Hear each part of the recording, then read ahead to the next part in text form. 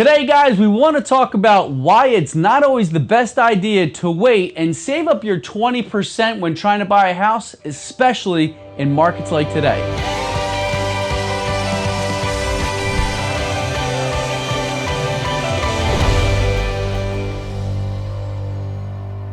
What's up, guys? It is Ryan.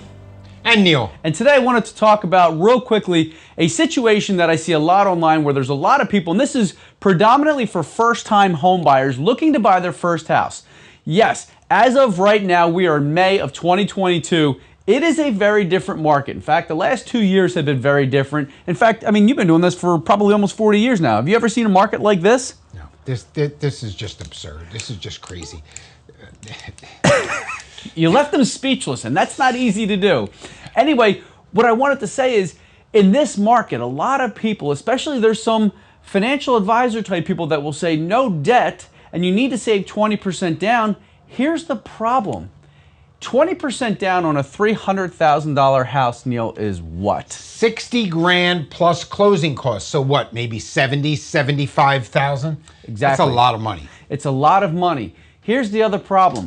While you're trying to save that $60,000 to $70,000, especially in a market like right now, that house over the course of 12 to 24 months has gone up in value. So, anywhere from so you can't afford that house anymore. That $300,000 house is now $4. What did you gain?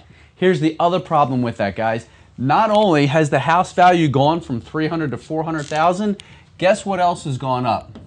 Your rate may be. So now, the house that you could qualify for at $300,000, you may now only qualify for a $250,000 house. And guess what? You still have to come up with the money for that as well. So instead of waiting until you have 20%, get in the house. Most first-time home buyers, they're not going to have 20% to put down. You know who does? Somebody who bought their first house, right? And they take the equity in this house, and then they roll that into the bigger house, which may be, you know, I'm not going to say their forever house. This is for everybody that was sitting on the fence that didn't buy 2 years ago. These people that bought, now they have 20, 30, 40. They might even have 50 or 60%. You got to get in the game to play the game. That's exactly right, guys. And that's one of the reasons why we try to tell people they're so afraid of buying right now. If you look at the history of real estate home prices for the last 50 years, you're going to see that houses have done nothing but go up. Yes, there was a little blip in 2007, 2008. And yes, sometimes it may level off.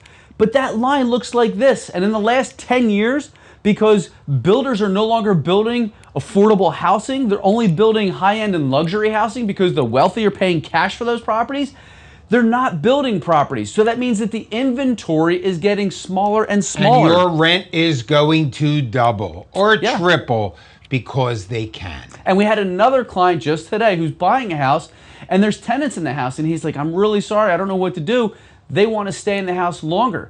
Here's the problem. They've had the same rent payment for like the last 5 or 6 years. Now all of a sudden when they look in the market to find rent, that rent's nowhere near the same price. And the best part is they should have bought the house. He bought it. Yeah. They can't find a house to rent. Why can't they find it? There's a lot of places because they don't want to pay those inflated rents. In fact, they're not inflated. Those are the normal rents now because they're paying so much lower. So the whole point of this, guys, is this. The real world is hard, and unfortunately, there's nothing you can really do to control the markets. The only thing you can do is get into the game. I always say get on the train while you still can catch it before that thing's running away way too fast and you no longer can get on it. Because once you're on it, then you're moving with it. But if you've got to run to catch up to it, this whole scenario becomes that much harder for you. And that's why we want to advise you, buy the house now. It doesn't have to be your forever house. It doesn't have to be a beautiful house. Neil always has the best advice.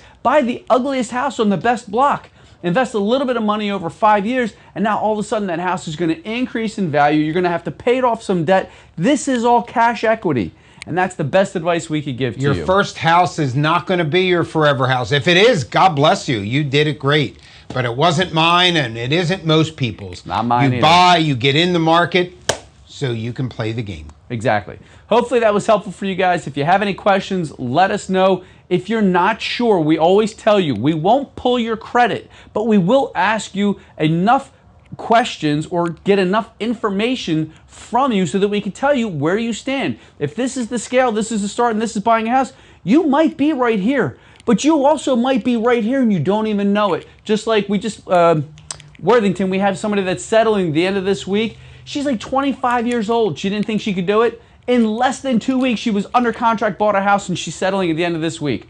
That is what we want for you. So give us a call. Let's go through your information, and let's figure out what we need to do so that you can be the next homeowner.